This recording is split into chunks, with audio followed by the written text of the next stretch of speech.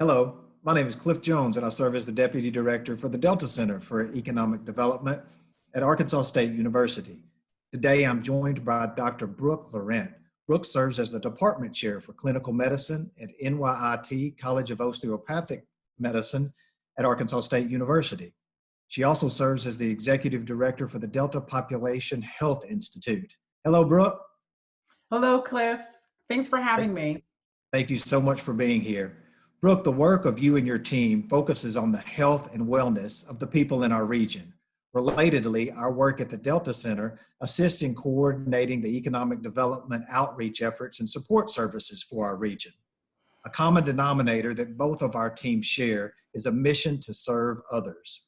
We know that during these challenging times that emotional wellness and resilience is a very important concept for communities, for businesses, for individuals, for families, for workers, supervisors, and for leaders. To that end, we're excited to partner together today for this informational session on topics such as experiences in a crisis, human design, best practices for responding, and lessons in leadership. Thank you so much for your time, Brooke. We look forward to learning from you. And thank you so much again for this opportunity to talk about this important matter and say hello to everyone.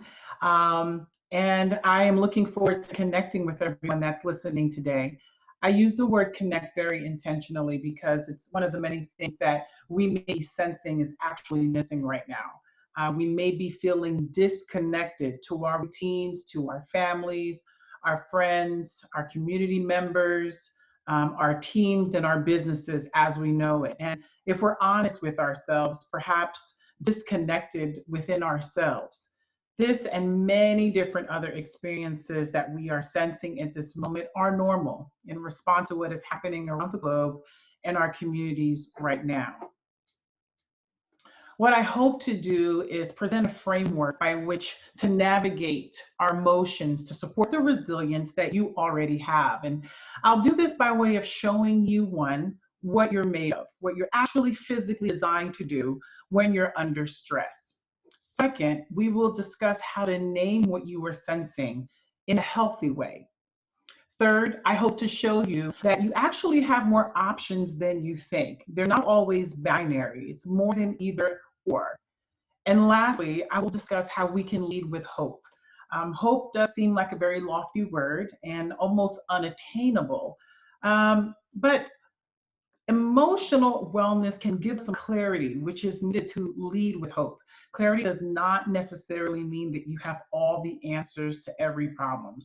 But it does imply a state of mind which allows you to have a greater awareness in the current moment that we're in about yourself and others. So there are many experiences that we go through in a crisis. And this is not an exhaustive list, but most commonly we experience loss, uncertainty, change, and quite frankly, disruption, and all of which are challenging to our emotional well-being. And without clarity, these experiences can cause responses that are hazardous. But the framework I'm presenting today is to help you be aware of the space in the time between the input of these stresses and your responses.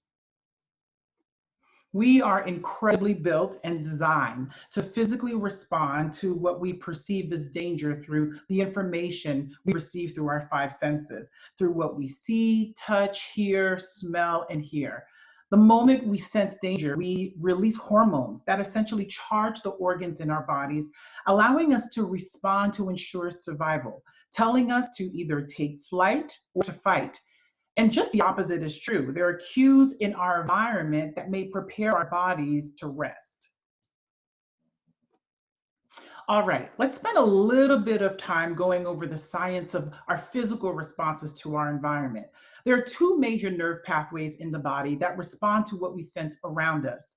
There's the sympathetic pathway, which is like the gas pedal. It's what causes us to flight or to fight in a response. In this state, our heart beats faster, our senses are more sharper, our airways open up a little bit wider, and there are release of energy stores within our body to charge our muscles and our vital organs to respond appropriately. The other pathway is the parasympathetic pathway. It's like car brakes, which signals to our organs to do just the opposite of fighting or flighting. Now, we need our gas pedal in life. If a train is moving toward us on a track that you're crossing, it's not time to rest or digest. The problem lies when we are in a constant state of flight or fight, or in other words, experiencing chronic stress, which can be traumatizing to our overall well being. Stress isn't all that bad. And I think most of us who are hearing this know that, have heard that already. It actually, there are benefits to stress. However, chronic stress, especially without healthy coping mechanisms, support, or capacity, can be detrimental. Constant high levels of cortisol and adrenaline due to chronic stress can be detrimental to our physical, our mental, and emotional well being. And these hormones have strong interactions with our immune system. It affects with our attention, our perception, our ability to learn and to concentrate. You may even begin to have gastrointestinal problems, high blood pressure, and elevated blood sugars. There's an illness called Takotsubo cardiomyopathy. I know that's a mouthful. It's also known as broken heart syndrome. It's a weakening of the muscle of the heart, this severe emotional physical stress, thought to be due to sudden surge of adrenaline in the body.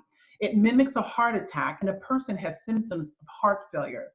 Though this may be an extreme example, it does show how our emotional well-being affects our physical bodies. The good news is that we don't have to be left to the devices of our physical responses. We have an opportunity to reframe the stress that we're experiencing. Instead of seeing these physical responses as something that is happening to you, leave you helpless or debilitated, it actually is your body preparing you to actively engage with the stressors. And there's a difference. You may have heard or seen of a fainting goat. These animals are fascinating. If you go on YouTube, you can see how they operate. When they are startled or stressed acutely, their muscles essentially lock up. They look paralyzed, causing them to fall over as if they fainted. And I think many of us can relate and admit to a personal fainting goat experience. And it may not be as dramatic, but here are a few ways it can be manifested. One, if fear gets the best of us in crisis, we may have tunnel vision where we focus more on loss than opportunities. Second, there can be an inability to connect. If you're unaware of where team members are, you may not be able to equip them to carry out their functions. Third, you become less collaborative. Again, fear can drive us to be more inward, causing us to operate from a place of lack and not abundance.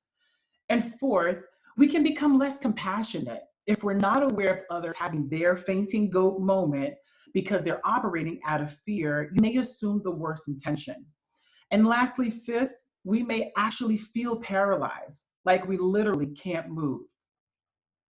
I think it's worth mentioning it can be incredibly difficult to manage additional stress, especially if you have an underlying mental health diagnosis, such as depression or anxiety. And it is important to realize that mental health diagnoses are very common. While some of these symptoms I have already described may be due to stress, it could also be an exacerbation of depression, anxiety, or other mental illnesses which requires further guidance of a healthcare professional. So just be aware of that. You may need to get additional help to support you. As I mentioned before, our bodies respond to what we sense in our environment, and continual stresses sensed in our bodies may keep our bodies in the fight or flight state, which can lead to burnout. Signs of burnout can be similar to the symptoms we see associated with depression, anxiety, or panic attacks. With the inability to concentrate, there can be sleep disturbances. You can feel easily fatigued, have heart palpitations, have swings in your mood, all things you should be aware of and may be a sign of burnout as well. So let's talk about what you have the power to do to regain emotional wellness. One very helpful tool is mindfulness. Now, the practice of mindfulness can help prevent burnout and help you navigate chronic stress reactions. What we will review next are four basic steps to practice mindfulness using the acronym STOP. Number one, you must actually stop. And I'll talk a little bit more about what that looks like. Second, Take the physical action of breathing. It's a very powerful step to direct your mind. Third, we have to learn how to observe, become aware, and calibrate. Fourth, we proceed and move forward. I like to say it this way: we're moving toward the person you want to become. Let's delve a little bit more into this mindfulness framework using the STOP acronym. In order to stop, there are two things that have to happen. One, you must be aware what is happening to your body as a sign for you to stop.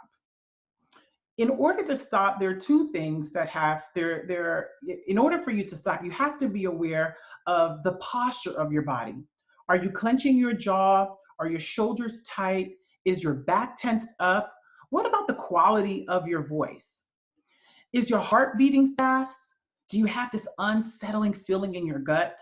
Those are signs that you should catch to make you stop and pause. Aside from that, you really should set daily rhythms of stopping throughout the day. In these daily rhythms of stoppings, you begin to become more aware of your body, your breathing, your lack of restlessness. The practice of daily stopping presets you into a greater sense of awareness. This way, you're not waiting to stop only when you feel tense. Here are some practical steps. Choose a time of the day and block it off on your calendar. If you're like me, if it's not on your calendar, it's not going to get done. Then put a timer on, 2 minutes, 3 minutes, 4 minutes, just to pause. Put it on your phone or your watch. And if you're going to use a device, put it on the do not disturb mode. There are a few things that you can do while you're in this moment. Count down out loud, or you can Google images of nature. Look at the imaging on your screen for a few moments and close your eyes, transporting you to another place in your mind. You can also put some music that causes you to relax at that time. Next, you can move on to breathing. T, take a breath. Breathing is one of the most simplest techniques that most take for granted, and even seriously, even more, may not take seriously. You know, I recall seeing a patient who was experiencing panic attacks, and I had to perform a lung exam to make sure that there wasn't any of cause for the symptoms that he was experiencing. As I was doing the lung exam, I asked him to breathe in through his nose and out through his mouth, and right there, he began to weep. He proceeds to share with me that he doesn't think that he had been breathing all this time. It was as if he was holding his breath. Can you imagine the sensation of holding your breath over a period of hours to days to months? These deep breaths can be very, very helpful. They're also called abdominal or belly breathing. This exercise will serve as a signal to the rest of your body and your mind that you don't have to be in this flight or fight mode. When you do this, remember to time yourself. You start with 1 minute and begin to add additional minutes as you add this on in your practice. The third step is the STOP acronym. In the STOP acronym is to observe.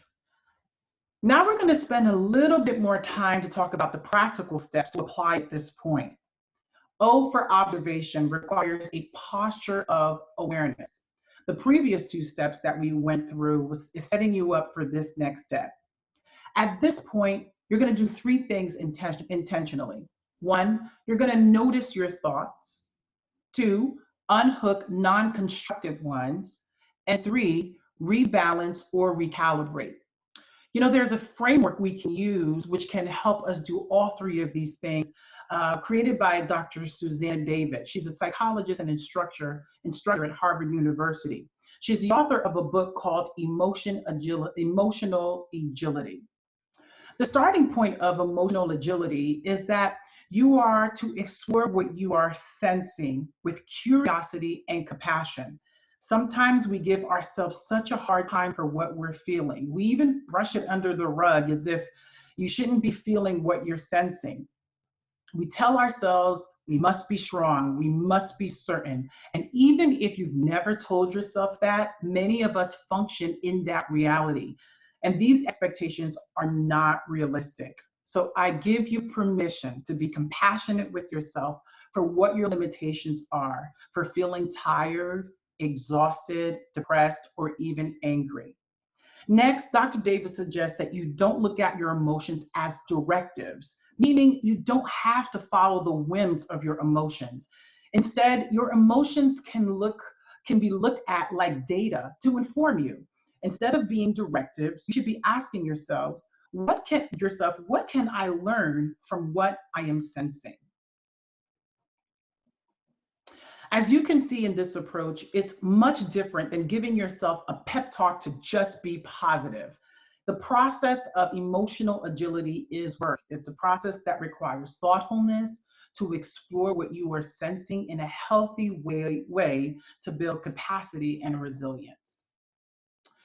Something else to do while you're in this process of observation is to know the important way of naming what you're sensing in a constructive and healthy way.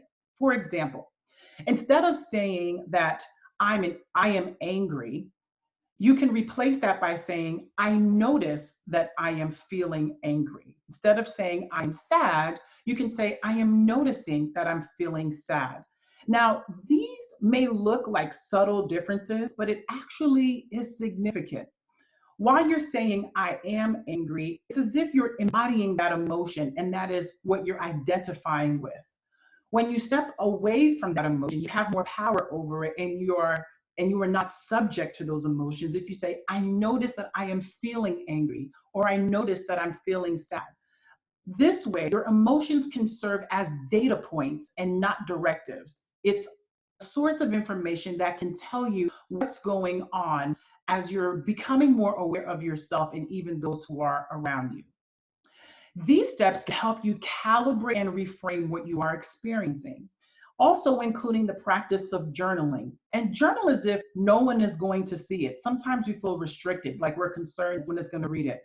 If you need to write it and then rip it all up or burn it, do that. But sometimes it helps to just write it out. And there's another process you can do with a partner in a safe way called paired radical listening. This could be a very useful step, and I'll talk a little bit about that a little bit later on. So now that under observation, you have been reflective, you're in a healthy way, constructing your thoughts and naming what you're experiencing, you now can recalibrate, and you're more likely to move away from knee-jerk reaction to the stressors and create intentional choice points. Dr. Susan David calls these choice points describe these choice points as decisions we make that either move us toward or away our values as leaders. This is what she calls walking out your why. The space and the time you're creating is creating in between when you get these stressors and when you are responding is so necessary to connect you to who you want to be in the middle of a situation. This takes a lot of practice and a lot of time. And it's not something that's done overnight. That's why this is not called achieving mindfulness. This is a process of practicing mindfulness. And as you get this discipline integrated in your daily life, you can be more conditioned to go through this process in a very healthy way. So the good news is you have options. Many times we back ourselves in a corner with just two options when it comes to our emotions. And this is a reminder that this may not necessarily be true. With the practice of mindfulness, your responses don't have to be a negative knee-jerk reaction. You can condition yourself to be more thoughtful and aware of what you're experiencing. So the first steps that you may have heard before is one, reduce your input of the news. We are getting a lot of information from a lot of different places. And while it is important for us to be informed, we can set boundaries about when and how we're getting that information. So be intentional about how much information that you're getting. Second, get outside, get moving, and get active. Right now, more than ever, it's important to get blood flow running to every organ of your body, especially in these moments as we're trying to make critical decisions. Third, use food as medicine. Generally speaking, you want to avoid sugar, excessive sugars, and caffeine during this time. It can slow you down yourself physically and mentally. Fourth, avoid excessive use of alcohol. For any one of us who may be may have alcohol use as a substance disorder, I want to caution you about that. And if you need more support in your network to keep you from to avoid you from using alcohol altogether, then I would encourage you to do so. But please be careful of excessive use of alcohol. The other one is avoiding of drugs. I'm also including prescription drugs as well. Again, these medications, without caution and care and awareness, we can fall.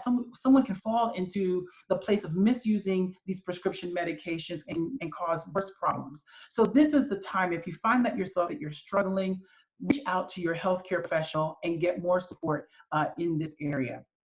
One, create reflective time. We already talked about that. 7, meditating or prayer. It's really important to have these types of daily rhythms in your day. There's a great app that I use called Headspace.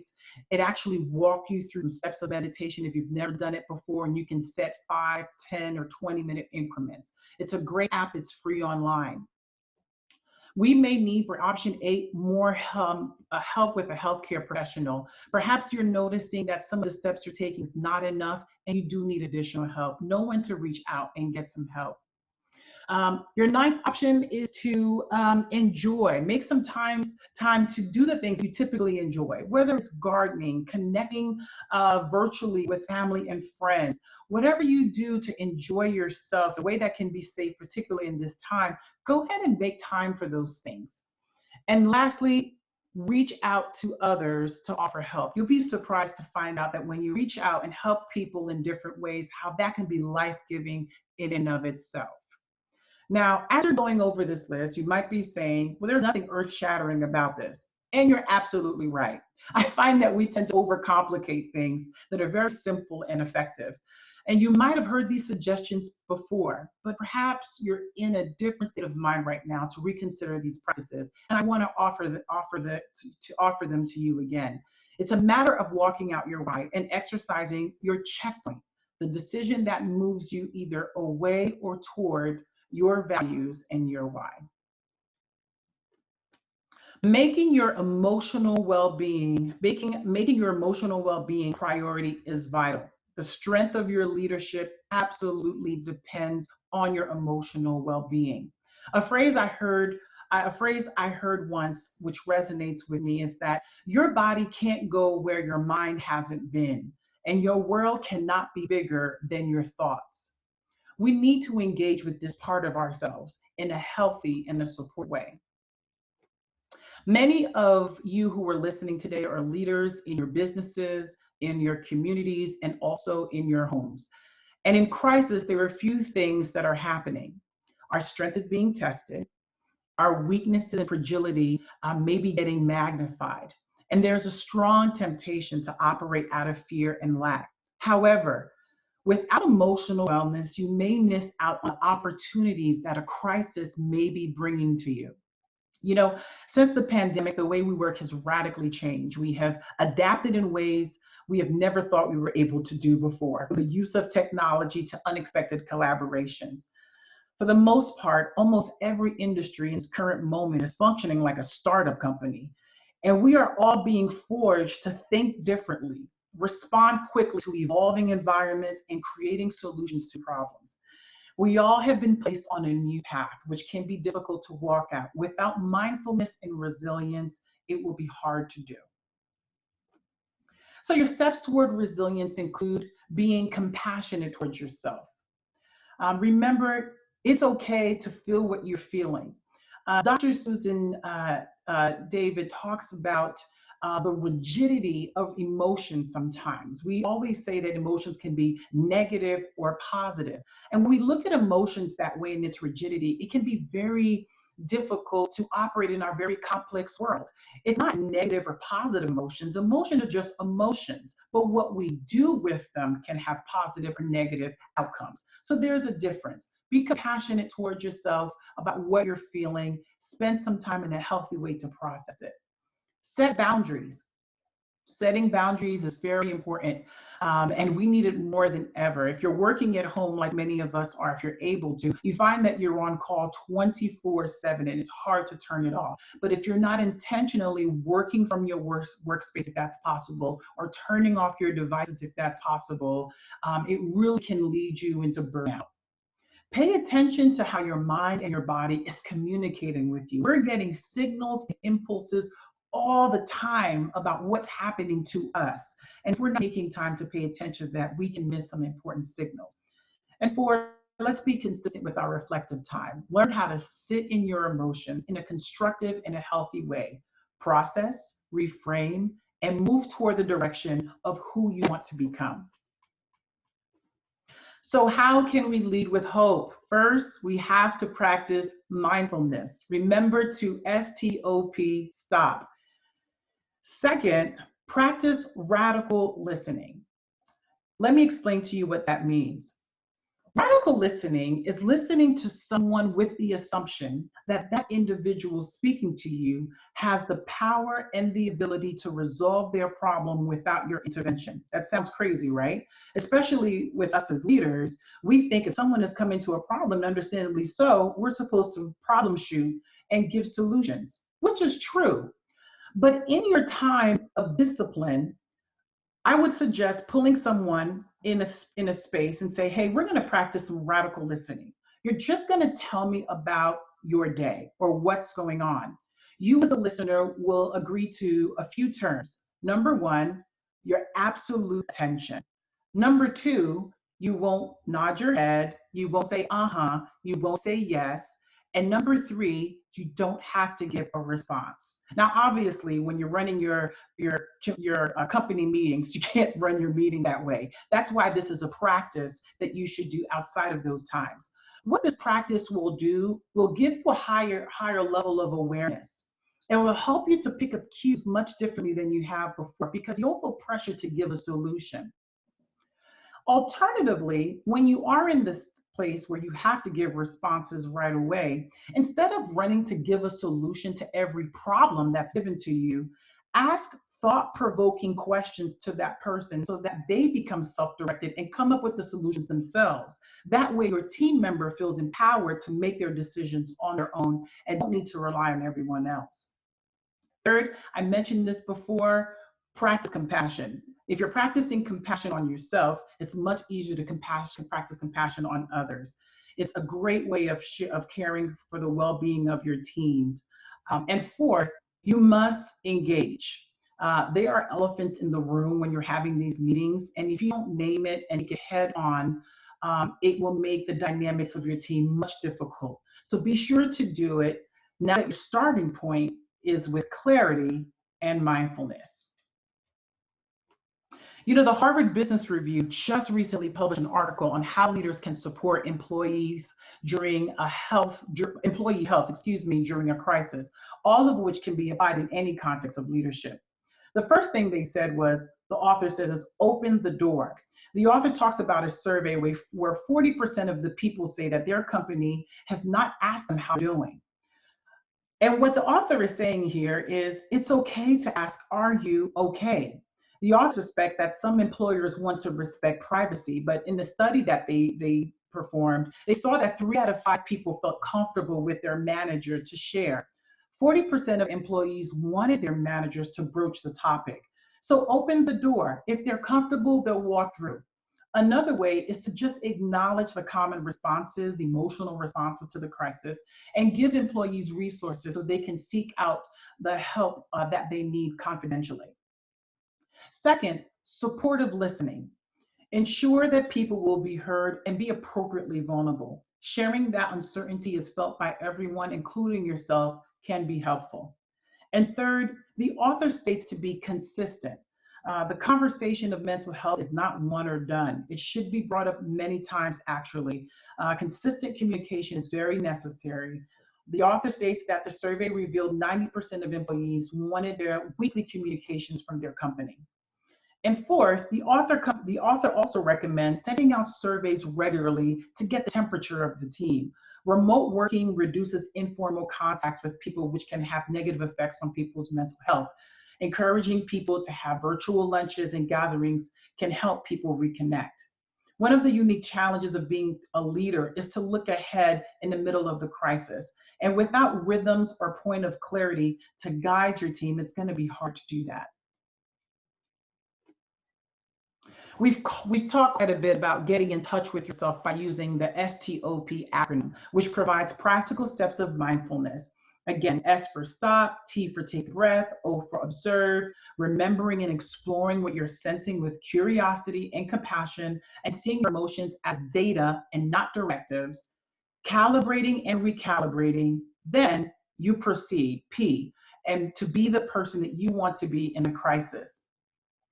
You know, there was an article that was published on The Root. The author was Jim Houdon, and he wrote the article on leading people in crisis. And there were a few things that he highlighted that I wanted to bring up that might be helpful as you're in the process of moving toward the P part of the STOP acronym.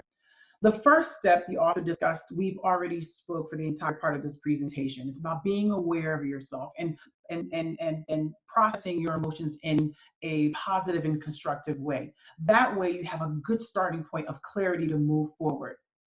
The next thing he recommends is not ignoring the anxiety that people feel. If you do that, it only magnifies that. You know, it's important to acknowledge and validate how people are feeling as they're operating in survival mode. Remember, if they're in flight reactions, they are going to be missing out on opportunities. So you want to empathize with them, let them know that you're checking in and see where they are. Bring it out in the open and make it safe for them to discuss what they're feeling. Next, as a leader who practices mindfulness and awareness, you'll be able to properly frame what is going on and actively define reality. You know, people are amazingly able to deal with reality, even if it's significantly bad. It's the unknown that is paralyzing, and it's important as a leader to frame what we're experiencing as a team. You know, in times of economic trouble, not only can most people handle it, they actually crave it. So be truthful about job security, that there are no guarantees, and reasonably support them around that. Messages that are ambiguous can be harmful than bad news itself. Fourth, you want to create a new starting line with people. During these times of crisis, people at all levels of the organization can become fixated about loss. I could be losing vacation. I could be losing a bonus, equity. My 401k is going to be compromised, or losing even a promotion. And spending too much time on what people have lost prevents us from creating a new starting line. Focusing our energy on describing the new normal is very important. Point to what it looks like under new conditions. What are the new metrics of success? What are our new starting line? Letting go of what could have been is the key first step of being focused on success in the new environment. Next, use urgency as an alignment ally. Instead of looking at change as crisis lurking just around the corner, accelerate your efforts to analyze and act on problems instead of wandering around them. Urgency can frame the challenges and engage people in a deeper understanding of issues. So equip them with what's necessary to be successful. Urgency can be a powerful unifying force.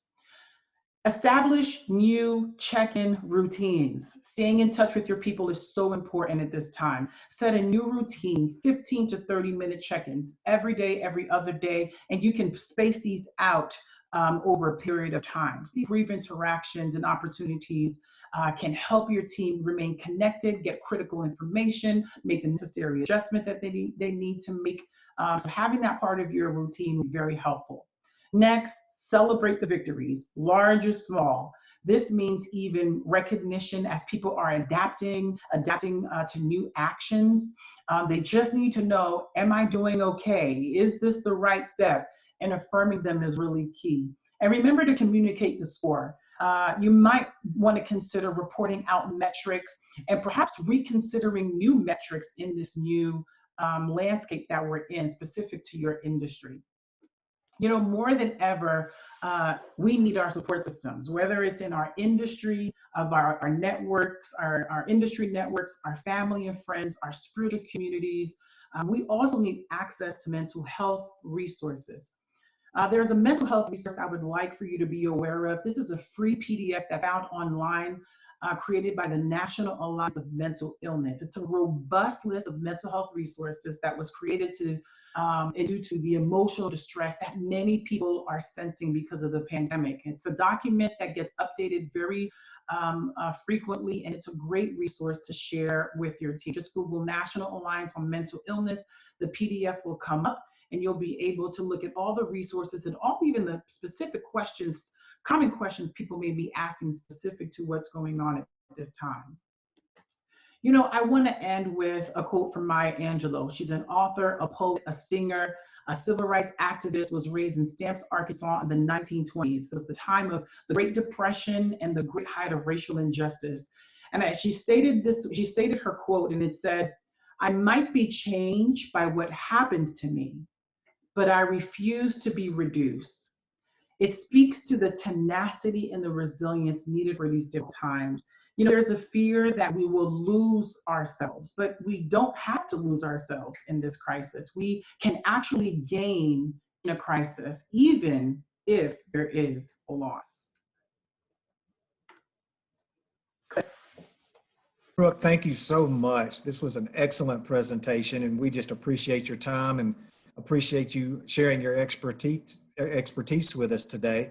We have received 3 questions that I wanted to share with you, if you could comment on them. The first has to do with working from home, and it is as follows. During this time, many employees find themselves working remotely. In addition, they simultaneously are balancing the needs of family, children, work, and other responsibilities to the new environment. What recommendations would you have for them? Well, I'll start on the side of an employer. I have a team that reports to me, and one of the things that I wanted to let my team know is say that I understand what is going on, and cameos are okay. Dogs are going to come up on your lap, kids are going to be flying back and forth, and we just have to say and give people grace and say, this is where we are right now, we okay. And actually, we've kind of built some stronger bonds, seeing who else is in our homes. You saw each other's kids and pets. It's important for us to let the people who are on our team to say, hey, we're all adjusting, we're all going through this process, and kind of let people say, okay, I don't have to run into a closet, or I have to look perfect, and I have to make sure my space is okay. Give people the breather. That's the first step of well-being. Now, if you're on the other end of that, it may require some pre-planning, some conversations with your family, but if it's not possible, then it's okay. We just have to say this is the period that we're in right now and give people grace. Wonderful. Very thoughtful response. Thank you. The second question has to deal with opportunities. Many have shared that new opportunities and innovative practices can be identified during this time. Communication, collaboration, and partnerships such as this one can connect people and align organizations with similar missions.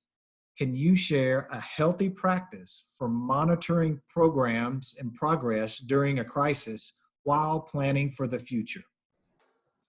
Yeah, going back to how we can support our team in this new landscape, there may be new metrics for your industry for success. And it's time, I believe this is the time where as a leader, you need to redefine these metrics and share with people, this is gonna be our new measurements for success, whether it's in numbers, the time in which we get things submitted, or what percentage of sales we need to make in a certain landscape. So we do need to be very clear about that and acknowledge that it's also very fluid and that it's developing. The other part of this in collaboration with other organizations, I do recommend, it's possible, going back to your support work with industries, is if you're in an industry in sales, get with a group of people who are leaders in sales and start thinking where they are, what the temperature is, what are some associations that your industry is connected with, that can help reframe where you're at and give some clarity about the direction that you're going. So those are some steps that I would recommend at this time. Very, very helpful. The third and final question today regards leadership. The first portion of your presentation addressed the important topic of leadership. Leading with hope and support systems were noted as two concepts. In your opinion, how can leaders combine these concepts for the most effective results? Yeah, so it is not possible to lead with hope if there aren't practices in your life before you engage with your team. So there has to be these practices of emotional wellness. There has to be these practices of breathing and meditating. There has to be these practices of reflection before working with hope, before leading with hope. If we don't do that, we live a life of duplicity, right? We're just saying things, but we're not living it out. And don't put pressure on yourself. Be forthcoming and say with everyone, I'm still trying to practice these things out myself, right? We're not achieving mindfulness. We are practicing mindfulness. There is a difference. And so in the practice of mindfulness, we're saying we're committing ourselves to these standards, to this process, to this pathway to achieve wellness. And in doing that, you're able to lead with hope. Wonderful. Well, thank you again so much for your time, Brooke. We appreciate it very much and look forward to working with you in the future. Thank you so much for this opportunity. We are very grateful for this collaboration, and thank you for the work that you do as well. Bet. Talk to you soon. Bye-bye. All right. Bye-bye, everyone.